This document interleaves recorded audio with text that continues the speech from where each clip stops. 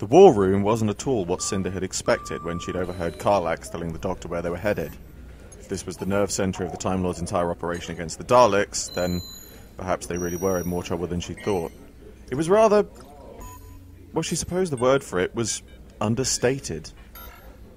It amounted to little more than a large oval chamber flanked by crumbling stone pillars and dominated by an enormous ebony table. The table's surface gleamed with hazy blue lights of holographic pictograms and runes. This, she supposed, was the language of the Time Lords. There was little else in the room worthy of note besides a number of screens hung like picture frames on the walls, which streamed a relayed footage of what she assumed to be Time Lord warships and TARDISes. As she watched, she saw the ships on both sides of the engagement blossom into flame and then extinguish almost instantly, their dead hulks left adrift in the cold, airless void. The strangest thing about the whole setup, however, was the fact that the war room was hidden away in a quiet corner of the Citadel, well away from the staterooms in Panopticon.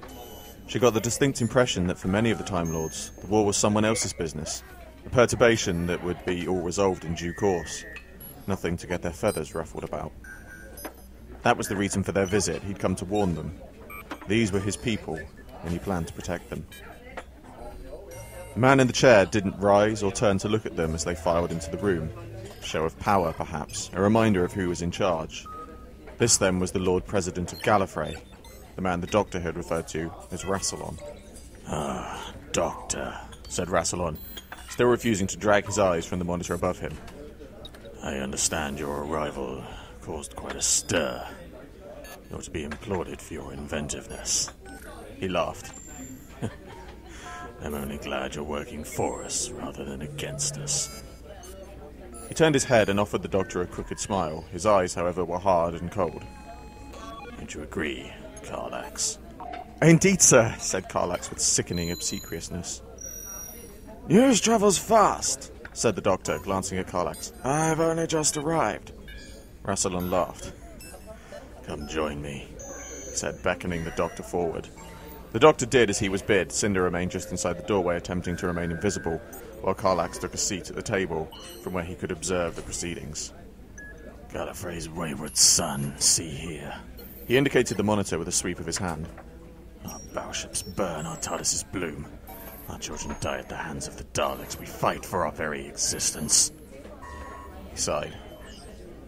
"But you know this, of course. You've been out there, in the thick of it. Tell me, Doctor, what brings you home from the front?"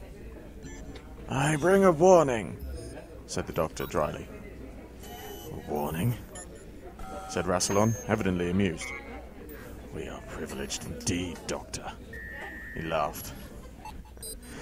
"First, though, I would hear news of your search. Have you found him yet? Have you located the Master?" The Doctor shook his head. "He's abandoned you, Rassilon. He's abandoned all of us. He's run for cover, and I doubt we'll see him again, not until the war is over, at least." He looked into the eye of the storm, and what he saw there was too much for him to bear," said Rassilon. He studied the Doctor for a moment. "And now you, Doctor, bring news of further unpleasantness." "I'm afraid so," said the Doctor. "I've come directly from the Tantalus Spiral, where I saw Praetor's fleet destroyed by an ambush of Dalek stealth ships. My TARDIS was damaged in the attack. I survived a crash landing on the planet Moldox, where I discovered a Dalek testing facility. They've developed a new weapon, housed in a new paradigm. It harnesses the temporal radiation leaking from the Tantalus Eye." "The anomaly," said Rassilon. "Precisely," replied the Doctor. "They've created a DMAP weapon. I saw them testing it on human prisoners. It's ready to be disseminated on their frontline forces. I managed to get inside one of the sources and interrogate their databanks. They're using the technology to build a planet killer. They intend to fire it at Gallifrey." "To dematerialize an entire world," said Rassilon. "I admit, Doctor, I'm impressed by their ingenuity."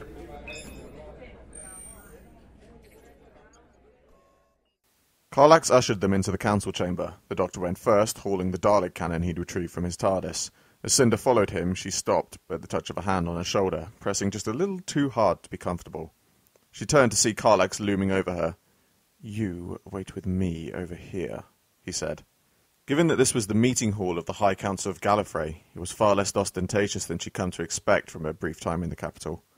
The walls were plain white, the floor laid in a smooth cream marble, and the furnishings sparse. A large oval table filled most of the space. It was similar in size and shape to the one in the war room, but with a gleaming surface of lacquered wood inlaid with fine traceries of gold. Aside from this, the only other objects in the room were a large golden harp, a painting of a decrepit-looking Time Lord playing the harp, and a platform containing 2 spurs and a computer interface. Around the table, a number of Time Lords had already taken their seats. Rassilon sat at the head of the table, dressed in the full regalia of his office and clutching a golden staff in his left hand. To Rassilon's left sat a female Time Lord. She looked young, with a bob of dark hair, framing a pretty, delicate face. She too was dressed in elaborate robes, this time with deep purple with platinum trim, with a wide golden collar resting upon her shoulders. Opposite the woman was the Castellan, the head of the security service, and 2 other men. It seemed that everyone who was supposed to be in attendance was there.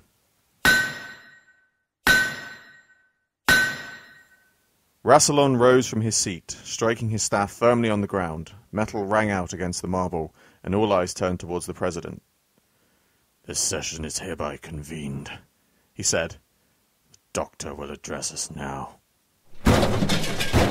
The Doctor slung the Dalek cannon upon the table, where it clattered loudly, causing the Time Lords to flinch as if the Doctor had been as uncouth enough to toss a dead animal onto the dinner table. The Doctor began pacing on the spot, his hands folded behind his back. "It's time to wake up," he said. "We're at war, and by all accounts we're losing on every front. We're outnumbered and outclassed, and we're burying our heads in the sand, refusing to acknowledge what's clearly evident for the rest of the future. While we're gazing at our navels, the Daleks have established a presence in the Tantalus Spiral, and are building their forces there." The Cardinal gave an exasperated shrug. "We should send out a flotilla to deal with it, then." The Doctor slammed his fists upon the table, leaning forward to tower over the man. He stuck out his chin, pushing his face close to that of the other man. "We've already tried that, Gravers," he said. "We've left it too late. There are too many of them. We're spread thinly enough as it is. I watched Praetor's entire fleet burned up, the battle TARDISes blooming under the fire of 100 or more Dalek stealth ships. And that's just the tip of the iceberg. They've been incumbent on a dozen planets for years now, shaping their plans, building their fleets." "We've seen this before," said the Castellan, his tone dismissive. "The Daleks are building armies everywhere we look. It's just the same. They seed their infernal progenitors throughout history and harvest biological matter from the local populace to create new mutants. There's nothing new, Doctor. The war grinds on." "Oh, but it is, Castellan." The Doctor used the honorific like a curse. "They are mining the temporal radiation that seeps from the Tantalus Eye, using it to create a dematerialization gun such as this." He pointed to the weapon on the table. "I've seen what it does. Watched it as it rewrote time and totally eradicated 4 beings from history. You remember what a demat gun can do to a Time Lord? No chance of regeneration. Just simple oblivion. We locked ours away, burying them in a vault because of the horrors they were capable of inflicting upon others." He ran a hand through his hair. "Now the Daleks have them, and they're putting their new paradigms into production as we speak."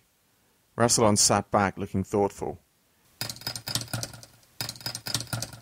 He rapped his gauntleted fingers upon the table. "Tell them the rest of it, Doctor. Tell them of the real threat." "This is only the beginning," said the Doctor. "I gained access to their computer systems while on board one of their saucers. They're building a planet killer. They're using the same technology to turn the Tantalus Eye into a massive energy weapon. A temporal weapon." He paused for breath. "They're planning to erase Gallifrey from history. From every single permutation of reality, the Time Lords will cease to exist. History will be rewritten as if they never existed, and the universe will fall to the Daleks." The Doctor stood back from the table, glowering at Rassilon. "We have to act now." Rassilon smirked. "Then what is to be done? Tell us, Doctor, what do you suggest?" The Doctor sighed, his shoulders slumping. "I don't know," he said. "They appear to have a command station at the heart of the spiral, just above the eye. I'd guess that would also be the location of the weapon. The problem is getting to it. There's an armada of sources stationed here, let alone countless stealth ships hiding in the void. It would take everything we've got." Impossible, said the female Time Lord. We simply don't have the resources. There is a way, said the Castellan in his grave tone. There's a weapon in the Omega arsenal. The Tear of Isha. The doctor frowned. But the Tear's designed to collapse black holes, he said. It's a tool for stellar engineering. How would you... Oh. He stopped, his mind catching up with his mouth. Yes, I see. I see you understand, Doctor, said the Castellan. If we were to deploy the Tear into the heart of the anomaly, we could close the eye. It would allow us to re-engineer the fold in time-space and neutralize the source of the Daleks' temporal power forever. You can't do it, said the Doctor. Billions of lives would be forfeit. There's a dozen inhabited worlds in the spiral, colonies that have been established there for centuries. The Tear would cause the eye to implode, and the ensuing storm would ravage planets, aging them to dust. I can't allow it. Rassilon rose to his feet, closing his gauntleted fist. You come to us with word of impending doom, and yet you expect us to sit back and refuse to act because of your petty fondness for a handful of human beings. Please, Lord President, he said, with an effort that must have been clear to everyone in the room. He was holding back a tirade. If you just give it time, give it proper consideration, there will be other ways. We cannot see them yet. Rassilon waved his arm at the assembled Time Lords. Go, he said. All of you. This session is at an end. I will make my decision and you shall be informed. He looked up, fixing the Doctor with a menacing stare. Doctor, you may wait in the observation lounge. I will speak with you shortly. Very well, said the Doctor. Karlak's left Cinder's side to go and speak with the President, and she rushed over to the Doctor, who was leaning heavily on the table, his brow creasing. Come on, she said. Come on, come and show me this observation lounge. The Doctor straightened up, collecting the Dalek cannon from the table. This way, he said, stormed abruptly from the room.